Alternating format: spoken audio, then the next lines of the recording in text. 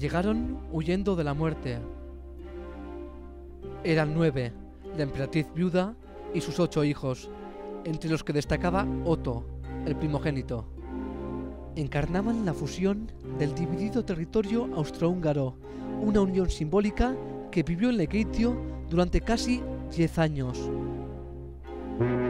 Zita rechazó la invitación de su primo Alfonso XIII para que viviesen en San Sebastián.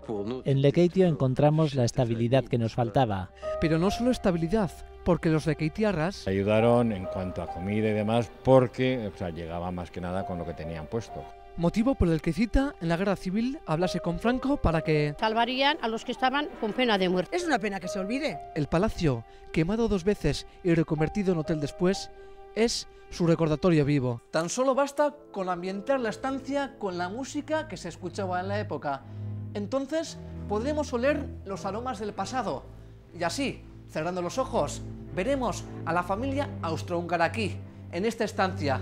También podemos contemplar a la estricta Zita, educando en una de estas 2 sillas al mayor de sus hijos. I command, you command, he commands. Pero más vale que abramos bien los ojos para no perder vistas como esta.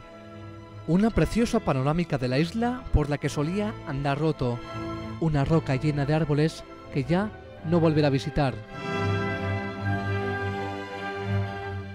Desde el 16 de julio, su cuerpo descansa al lado de sus padres, en Austria, país que no olvida su pasado imperial.